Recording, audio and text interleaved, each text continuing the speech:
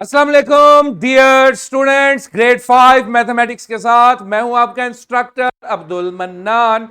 आज हम B lift 9 सी continue करेंगे, जिसकी ब्रिजिंग में आपने कॉमन फैक्टर्स तो फाइंड किए ही किए। आज आपने एक नया काम किया, वो ये कि अनकॉमन फैक्टर्स भी हमने लिखे, यानी कि जो जो मैच नहीं करता था। आज 9C में हमारा मेन फोकस एलसीएम पे होगा, लीस्ट कॉमन मल्टीपल पर। लेकिन जिस तरह हर कंसेप्ट हम रियल लाइफ विजुअलाइजेशन से सीखते हैं, उसी तरह ये कंसेप्ट भी एक खूबसूरत और मजेदार एग्जाम्पल से समझते हैं। ये एक जंक्शन है जिसे हम आम जुबान में चौक कहते हैं, जहां पे चार सड़कें मिलती हैं। यहां पर दो सिग्नल्स हैं, एक को मैंने ए कह दिया, ट्रैफिक लाइट ए, एक ट्रैफिक लाइट बी हो गई। 7 बजे ये लाइट ऑन होती है और इसका फंक्शन ये है कि ये हर 3 मिनट बाद ऑन होती है। तो ये कब कब ऑन होगी? 7:03 पे, 6 मिनट पे, 9 मिनट पे, 12 मिनट पे, 15 मिनट पे। Got it? और ये जो लाइट बी है, ये 7 बजे ऑन हुई पहली दफा। फिर इसका फंक्शन ये था कि ये हर 5 मिनट बाद ऑन होती है। लाइट ए जो है वो हर 3 मिनट बाद, और लाइट बी जो है वो हर 5 मिनट बाद ऑन होती है।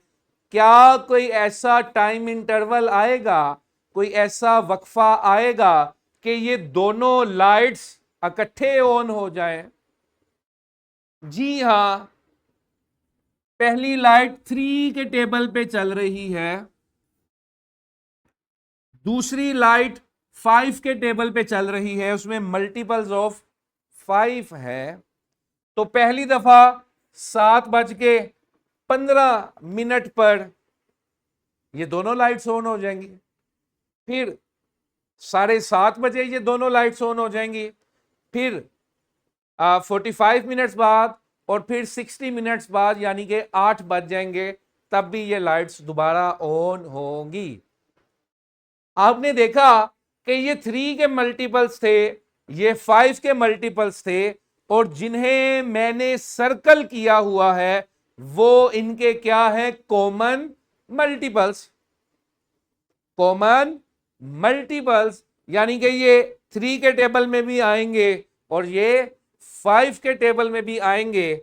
लेकिन अगर इसमें से मैं सबसे छोटा मल्टीपल देखूं, तो वो सबसे छोटा मल्टीपल क्या था? 15।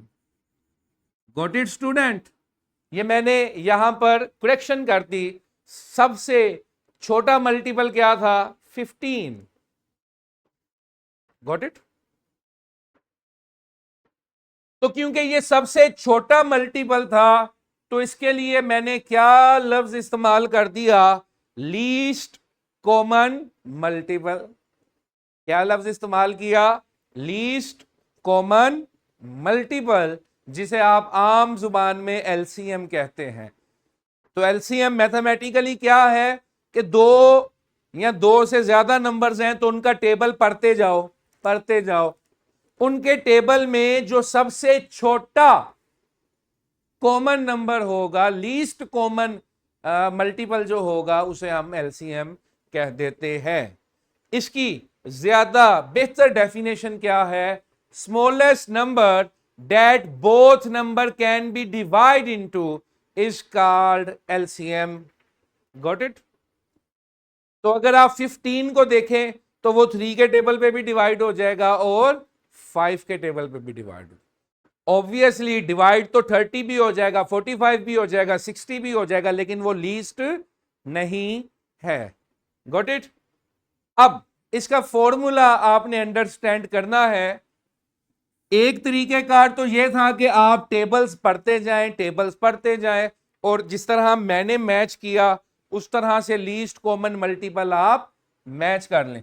दूसरा तरीकेकार यह है कि हम एचसीएफ निकालेंगे, यानी कि हाईएस्ट कॉमन फैक्टर्स निकालेंगे और अनकॉमन फैक्टर्स या अनकॉमन पार्ट्स निकालेंगे और दोनों को क्या कर देंगे, मल्टीप्लाई कर देंगे। Got it?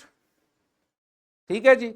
इसके लिए हम जो मेथड आज यूज करेंगे फैक्टर्स निकालने के लिए वो प्राइम फैक्टराइजेशन मेथड है जो हमने HCF में भी प्रैक्टिस किया।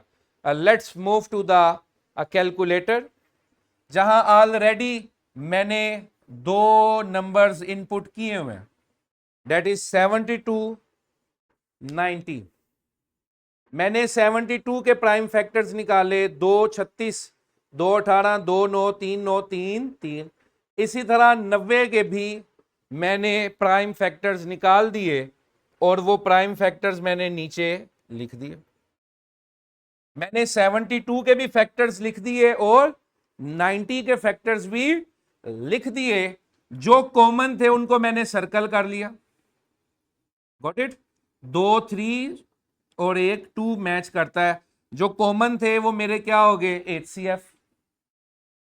अब अनकॉमन में देखें, क्या ये 2 किसी से मैच करता है? मेरा हाथ नजर आना चाहिए। क्या ये 2 किसी से मैच करता है? क्या ये 2 किसी से मैच करता है? क्या ये 5 किसी से मैच करता है? तो ये 2, ये 2, ये 5, ये तीनों क्या है, अनकॉमन फैक्टर्स। क्या है जी? Uncommon factors. तो इनको मल्टीप्लाई किया आया 20, कॉमन फैक्टर्स को मल्टीप्लाई किया आया 18, बाद में दोनों को मल्टीप्लाई कर दो तो ये क्या हो जाएगा, इनका LCM। Got it? तो प्राइम फैक्टराइजेशन में हम कॉमन और अनकॉमन पार्ट्स देखते हैं। अगर आप 72 का टेबल पढ़ सकते हैं, 72 1 is 72, 72 2 is 144, 72 3 is 216, तो इस तरह से टेबल पढ़ते जाएं और आगे देखते जाएं।